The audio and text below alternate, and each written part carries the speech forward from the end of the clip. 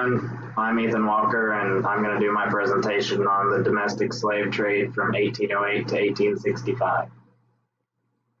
So we're all pretty familiar with the early transatlantic slave trade that we've all come accustomed to through grade school and has repetitively been put before us.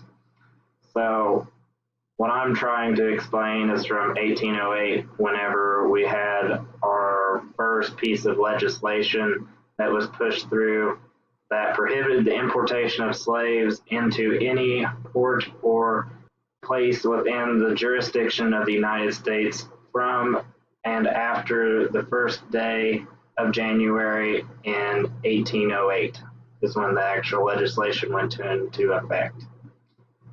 It took 57 years, I want to point that out, that we went from this piece of legislation all the way to 1865, whenever we have full freedoms to the African American population in the United States.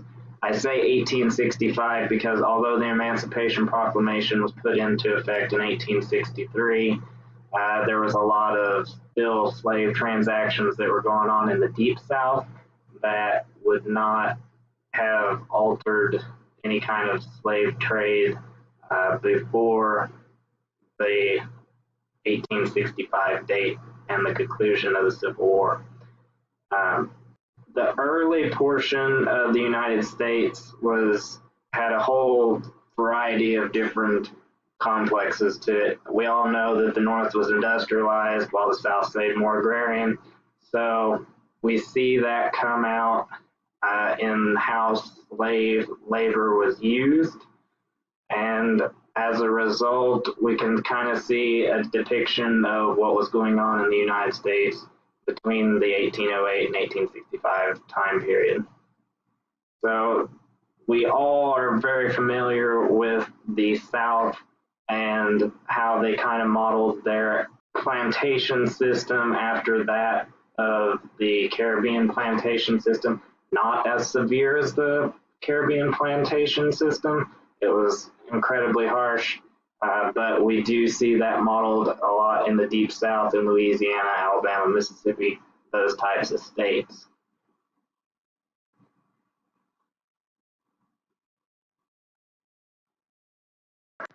So in the beginning of the domestic slave trade in the U.S., we see a movement from a lot of the northern to border state area. A lot of slaves are going to be moving out of Alexandria, Washington, and the number one state that we're moving most of the slaves out of is going to be Virginia. Now, there's a couple of different ways that we see slave traders in this area moving their slaves to the more prominent southern market where they're going to be used in most of the agrarian work. We see the introduction of a slave coffle, which is just the movement of the slaves as they would be kind of like cattle. I mean, they're going to be driven in a line. This is a great representation of that. You have a lead slave there with the walking stick. He's going to set the pace for the entire group. They're bound by chains at the ankles and the wrist, and the men are in the front, and the women or children are in the back there. And they're continually prodded along by someone in the very far back bringing up the rear with a whip. And this is from the Library of Congress and does a very good depiction of how these people were actually moved. The chains that they were used were kind of a variation. The one on the left here with the dark background is actually from Springfield, and it is a lock and key type of restraint that was actually broken. The image on the right, that is a more common depiction. It's the one that we see like Charles Ball here, his depiction in 1837 of having a hot metal pin actually being hammered around uh, the restraints to hold his hands, ankles, and up around his neck in place. Now, as these people are moving to the slave markets in the Deep South, typically in Natchez or New Orleans, those were the two most prominent areas where the slave market was really, really big. It was a huge economic center. Uh, the biggest routes where we can sail, like we've seen in the map there, around the coast down into the Gulf, and moving from South Carolina typically to Louisiana. That was usually done on sail ship. It took about 16 days to have that trip fully made. The men were, as you see in this image, sitting on the floor there, separate from the women and young girls who are depicted in the upper back portion of that image. We also see the use of paddle or steam-driven ships up and down the Ohio and the Mississippi River. You're hitting big, big cities like St. Louis. They're moving all down that Mississippi River to get all inland as far as they can, as quickly as they can, up and down river. We also have, in the later time periods, a movement into trains. The railroads are getting farther and farther into the country, and they're making the process of moving large amounts of cargo quickly more efficient. We have depictions of slave traders who will buy out an entire car on the train, move their slaves in the same iron shackles as the couples that are marching are in, and sit amongst the other passengers. There's even depictions of slave traders who are making deals on slaves while on the train. They aren't opposed to flipping a deal very quickly and gaining economically off of it. The effects of slavery on the Southern economy wasn't just directly seen as the economic trade-off in assets that would be the person who was doing the service for their master or whatever you would like to call them. A person's worth wasn't strictly the fact that they had two hands and could labor in a field all day, as we think with picking cotton or cutting sugarcane down. A individual who is trained in some type of trade is worth considerably more to someone than a novice at any one particular craft. We see like skilled carpenters and skilled blacksmiths being very well thought of and sought after amongst different populations. Individuals could turn around and have some individual free time in the evenings depending on the area that they were in and how cordial the people that they were working for were. A lot of times we've seen slaves that were able to have their evenings to go out and produce a little bit extra in some small gardens or like home crafts, making quilts, that type of thing. South Carolina, they had open markets like we think of farmers markets today, where slaves could take their crafts generally one day a week. Most of the time it was Sunday just because it was a religious day of the week. Maybe Saturdays in the afternoons. And they would sell some of their surplus to make revenue back for themselves. As we can see in South Carolina in 1844, 181,000 out of the $292,000 in revenue was generated from taxes that were generally sold, or taxes derived from permits that were generally sold to someone to have a market spot, generally just like we do today in a farmer's market, like I said earlier.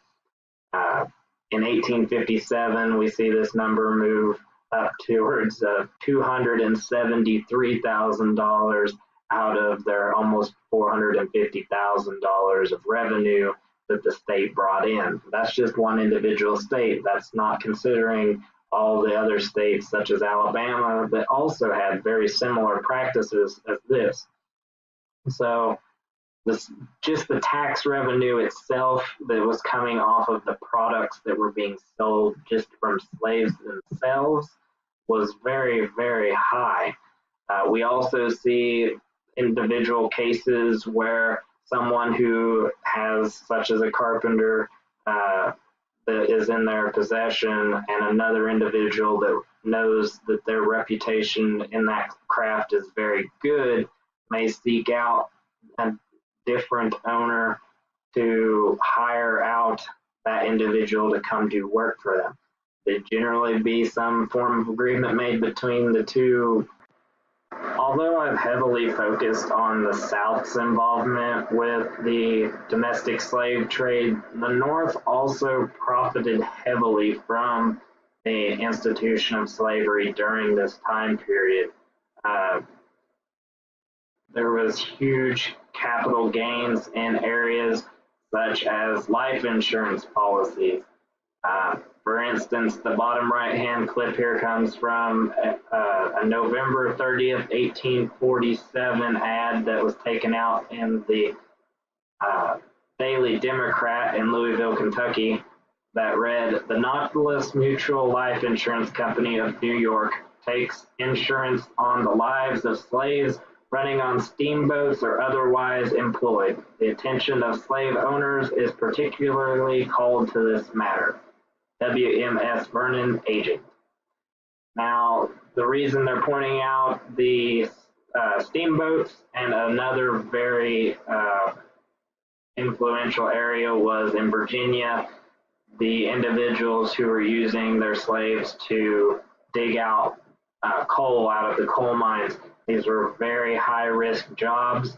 Therefore, they did not want to lose out on any economic potential if a collapse happened that ended up taking the life of an individual. The reason I have New York Life is here is because the Nautilus Life Insurance Company ended up changing its name and rebranding itself in 1849 to New York Life Insurance Company, the same New York Life Insurance Company that's still around today. They made a lot of money off of this in the past and has virtually propelled them up into what we see today. On the left-hand side, this is a ledger that was in the New York Life Vault personal collection. It was on the insurance policy 1055, and the applicant was a Nicholas Mills, and he was a resident of Richmond, Virginia, and it was for a life insurance policy on Nathan Tull. And if you look under his name, it's very hard to see there, but it does say slave. So we were seeing insurance policies on slaves from these northern businesses that were coming into the South, selling these policies and just moving the money back to the northern states. We also see large financial issues that are going on. The southern agricultural market is seasonal, just like it is today. We see a low economic flow in the early spring, and when it comes harvest time in the late summer, early fall, we see a big economic boom. So we have individual banking systems such as the New Orleans Canal and Banking Company that was started up to help give loans for individuals to go out and purchase their working hands to work all through the summer and up into harvest time, giving them a little more economic stability. Now, the New Orleans Canal and Banking Company was ultimately sold out in later years to a company that you will now know as J.P. Morgan. J.P. Morgan had also taken slaves on as collateral for their loans. They had somewhere around 13,000 slaves that they had as collateral. And as a result of default payments, they ended up owning about 1,200 of those slaves that were on collateral. So we see once again a northern company that was, or banking system that's deeply connected with the southern slave trade. So as many other things in life, there's a lot of conflicting perspectives of the domestic slave trade at this same time period. One of the most interesting of perspectives I could find was an immigrant's perspective from Rebecca Berlin. She was immigrating from England to Illinois. She, however, got plunged straight into the heart of the domestic slave trade due to the fact that she came into a New Orleans port, and she was going to take a riverboat upriver to her southern Illinois home.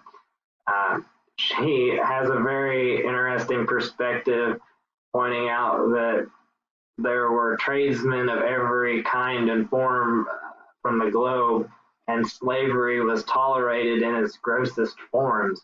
So she was coming to the U.S. in 1831. I like to point out that England outlawed slavery in 1833, so she was just a few years shy of having slavery outlawed in her home country, so she was probably a little bit ahead of the curve from what the Americans were looking at. Another interesting aspect is that she points, this writing that she has wasn't completed until her return to England in 1846. So she had a solid 15 plus year time period where she could reflect on this. Another really interesting point I think she makes is as she is making her way upstream, she notes how flat and exceedingly beautiful the country of the United States is. The only downfall of it is that it was all created on the backs of slavery, which is an interesting perspective from someone who had just immigrated into the country and had almost completely accepted a mindset that wouldn't be around for another 20 years in the U.S. The perspective of the individuals of the U.S. who were completely accustomed to the slavery issue. We have accounts of individuals who are writing into newspapers and talking about the proper structures to keeping your slave at his most obedient. We have accounts saying that slave drivers are not needed or overlookers are not needed in the fields. But if it is a must, then there needs to be some firm guidelines set down to make it completely apparent to that individual of what the slaveholder himself is wanting and expecting to be done. There's other counterpoints that are made to this by individuals who say that if you just reason without reason, if you're just reasonable with your slave, that they are just as obliging as any other human being, that if you're giving the respect to them that you expect, then they're equal, almost equal terms make for a more pleasant working experience, and there are no requirements for any kind of overseers. that your own farm will essentially govern itself. These alternating perspectives are something that eventually gave into the movement of abolitionists and ultimately moved into a more accepting mentality by a large portion of the country. So in conclusion, I hope that we can take away that the domestic slave trade was much more than just the South's oppressive nature to greedily profit from the cotton industry and sugar industry that was thriving down there. We need to take into consideration that the North was profiting nearly just as much as the South was. There was a lot more to it than just the aspect of slaves and what they did. And there were some very small civil liberties that were given to them through their personal economic gains, through their small side jobs. I think that it's a piece of history that's often overlooked.